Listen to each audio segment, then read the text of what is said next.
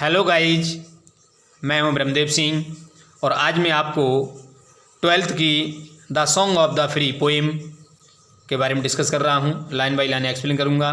ये स्वामी विवेकानंद के द्वारा लिखी गई है। इनका लाइफ स्पेन है 1863 से 1902, है ना। तो 1863 और 1902 में इनका देहांत हुआ। 1863 में का जन्म हुआ।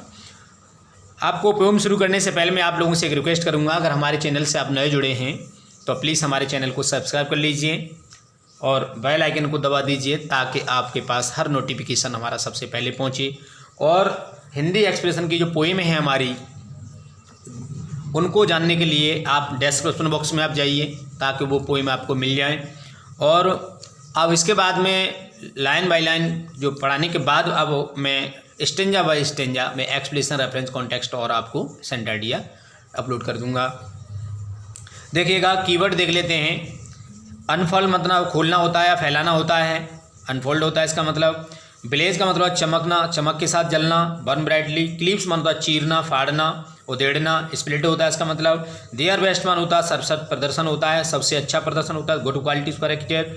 बैटरी मान होता है धोखा करना, डिसीविंग करना, अनफेथफुल हो जाना।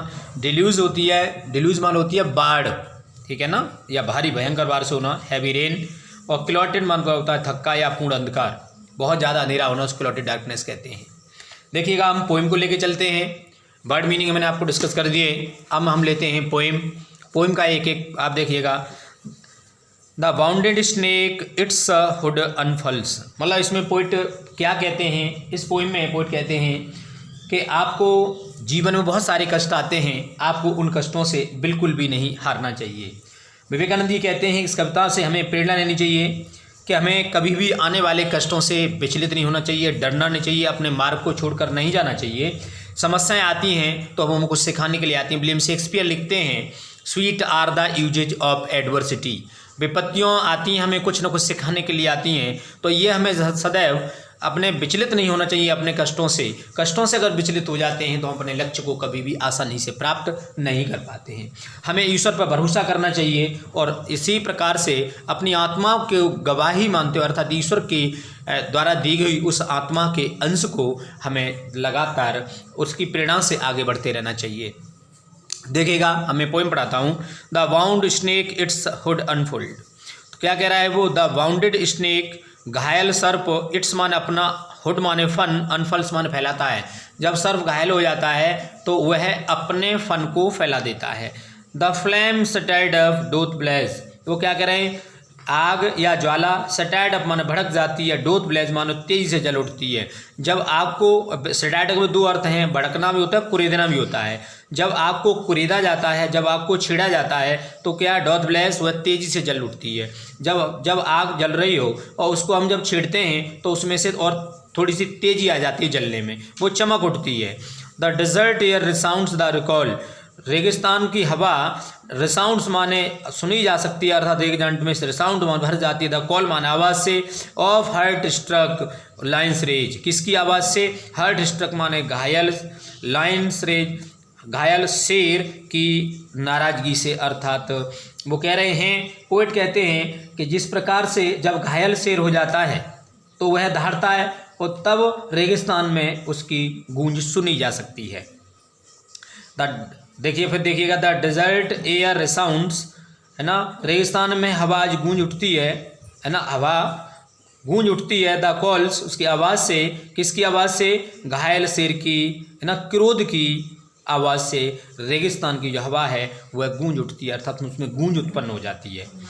The cloud puts fourth, the cloud बादल, फुट्स फोर्थ माने प्रस्तुत करता है, उत्पन्न करता है। इट्स मान अपनी, डिल्यूज मान बाढ़ जैसी, स्ट्रेंथ मान शक्ति, बादल अपनी बाढ़ जैसी शक्ति दिखाता है। बहन माने जब, lightning clips it's breast, light माने बिजली, आपने देखा है ना, जो बिजली आपके बादल में चमकती है, गरजती है। वहन लाइटनिंग क्लिप्स, जब बिजली चीरती है, क्लिप्स माने चीरती है, इट्स माने इसका, ब्रीस्ट माने छाती, अर्थात जब बिजली बादल को चीर देती है, जब बादल, इट्स मीन्स बादल से यहाँ पर, तो जब बिजली, विद्युत जो होती है वो जब उसके बादल को चीर देती है तो बादल जो होता है अपनी बाढ़ जैसी शक्ति प्रदर्शन करता है। तो अर्थात क्या प्रदर्शन करता है? बाढ़ जैसी शक्ति को। इसका मतलब है एकदम बाढ़ जैसा बहाव के साथ बादल वो बारिश होती है, जिससे बाढ़ जैसा माहौल उत्पन्न हो जाता है। तो जब वो बिजली है ना बादल को फाड़ देती है तो बाढ़ जैसी बारिश होने लगती है। When the soul is stirred up its inmost depth, जब आत्मा को सटाइड अप माने छेड़ा जाता है, या है ना सटाइड अप माने हलचल पैदा की जाती है या छेड़ दिया जाता है, टू इट्स इनमोस्ट डेप्थ, जब आत्मा को उसकी आंतरिक गहराई तक छेड़ा जाता है।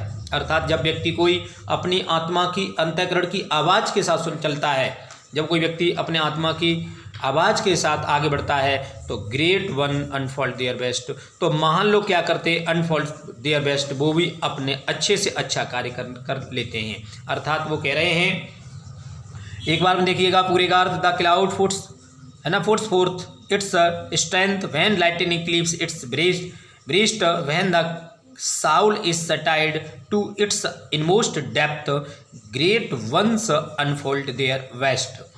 जब आकाशीय बिजली बादल का सीना चीर देती है तो बादल अपनी बाढ़ लाने वाली शक्ति को दिखाने लगता है। कि मतलब बहुत तेज़ी से बारिश हो जाती है। जब आत्मा को उसकी अंतःकरण की गहराई तक छेड़ दिया जाता है तो महान जो लोग होते हैं वो अपनी योग्यता का सर्वश्रेष्ठ प्रदर्शन कर ही देते हैं। आगे देखिएगा,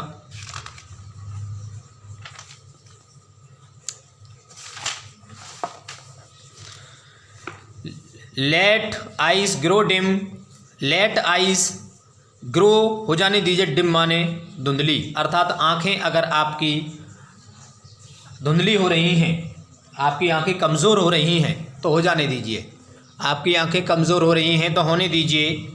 एंड ईयर्स ग्रो फेंट, और अगर आपके जो कान हैं, आपके कान अगर कमज़ोर हो रहे हैं तो होने दीजिए। ईयर्स ग्रो फेंट अर्थात वो आपके जो कान हैं वो ऊंचा सुनना चाह रहे हैं, अर्थात ऐसा मालूम पड़ रहा है जैसे हमें वो धोखा दे रहे हैं तो देने दीजिए। और वो कह रहे हैं एंड फ्रेंडशिप फेल, और अगर मित्रता आपको अगर धोखा मिल रहा है मित्रता में तो मिलने दीजिए। और लव बेट्रे, अगर प्रेम में भी आपको धोखा मिल रहा है तो मिलने दीजिए। क्या हुआ? देखिए, आंखें अगर आपको धोखा दे रही हैं देने दीजिए। कान आपके साथ अगर धोखा कर रहे हैं करने दीजिए। अगर मित्रता में आपको फेल हो रहा है, अगर फ्रेलिंग हो रही है तो होने दीजिए। अगर प्रेम में आपके साथ धोखा हो रहा है तो होने दीजिए। Let fate its 100 horror send, और लेट फैट माने भाग्य, इट्स माने अपना, 100 हॉरर्स माने खतरे, सेंड अगर भाग्य भी आपको सैकड़ों है ना खतरे उत्पन्न कर रहा है, अर्थात भाग्य अगर आपके विरोध में जा रहा है तो जाने दीजिए। यदि भाग्य आपके लिए परेशानियां पैदा कर रहा है तो करने दीजिए।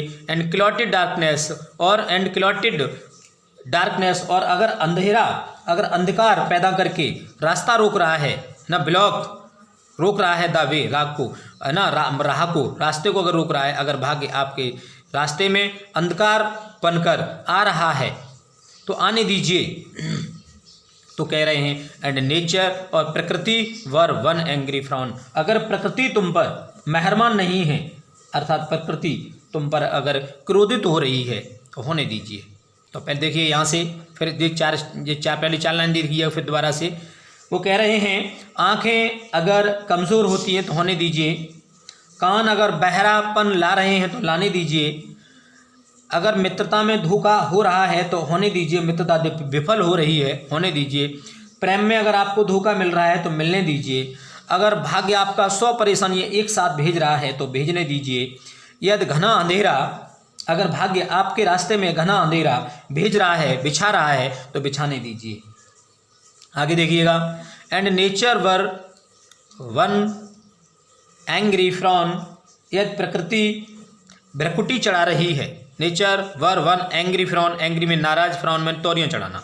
अगर नेचर नाराजगी से अगर तुम पर भ्रकुटी चढ़ा रही है, अर्थात तुम पर नाराज हो रही है, टू क्रश यू आउट, किसके लिए? टू क्रश माने नष्ट करने के लिए, यू आपको है ना, आउट आपको पूरी तरह से नष्ट करने के लिए प्रकृति तुमसे खिलाफ हो गई है तुम्हारे। देखिए मतलब प्रकृति जब कि हमारे लिए रक्षक होती है, तो पोइट यहाँ पर कह रहे हैं अगर प्रकृति भी तुम्हारे खिलाफ जा रही है तो जाने दीजिए। स्टिल नो माई साउल, अरे मेरी आत्मा, मतलब जान लो अपनी आत्मा को।